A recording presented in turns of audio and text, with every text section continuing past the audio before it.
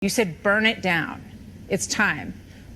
So that makes me think that you want to burn it down. I said if this country doesn't give us what we want, then we will burn down this system and replace it. All right. And I could be speaking figuratively. Okay. I could be speaking literally. It's a matter of interpretation. That's what we would call a veiled threat, or maybe just a threat. That was on Fox News last night on Martha McCallum's show. A leader, a self-described, I haven't heard anyone challenge this, a Black Lives Matter leader, BLM, who is telling us that this is not a negotiation. And I want everyone to be very clear on this. The true radicals in this movement, I mean, the true believers, because it is a radical movement to start with, but the true believers, they're making demands. This is not, I keep returning to this, this is not a dialogue. They're not asking for your input. They pretend that this is all about the data and the science and what the numbers say. No, that's all, please.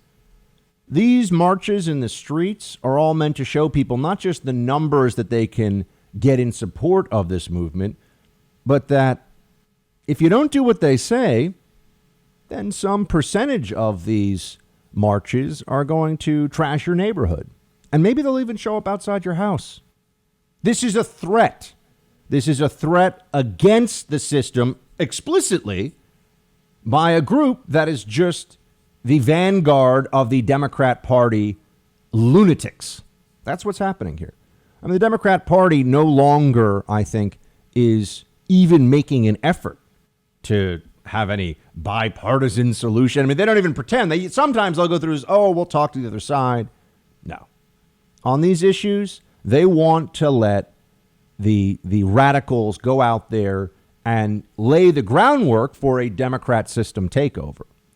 If the Black Lives Matter movement was not an extension of the actual Democrat Party apparatus, why are there never any words of criticism about the truth of American cities that have been in Democrat hands for decades that aren't able to have the progress that we're supposed to have, right? That aren't able to fix these problems. Why is it that you can have a Democrat chief of police in a minority majority police force and a Democrat chief of police and a Democrat mayor in a place like Atlanta, for example, and the Black Lives Matter movement is never criticizing the Democrat politicians in charge? Of course not. They're making these demands, but it's all meant to be taken as Trump is the problem. Republicans are at fault. White supremacy is what's really being attacked here. How are you going to let me ask this? If this isn't just about agitation, Marxist agitation, creating divisions in society, exploiting them, making people fearful to share thoughts, never mind to take actions that are not part of what the new system, he described it, they're going to replace it with a new system, right? We've seen what that looks like in other countries.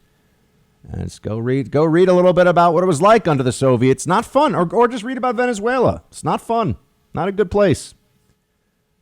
But they understand that right now there's so much fear that even those who recognize this for the destructive farce that it is, they won't speak out. And you know why? In a country where we're being told we're racist all the time, socially, the most terrifying thing that you could really be called, that you could be considered, is a racist. You could argue maybe being an abuser of children is worse. That's it. Racist, an epithet that will ruin your life, but we're told that there's so much white supremacy all across society. Hey, Team Buck, thank you so much for watching The First on YouTube. If you like this video, please click that little thumbs up button so then it will log as liked. And also, if you want to see more great content from The First, please click subscribe.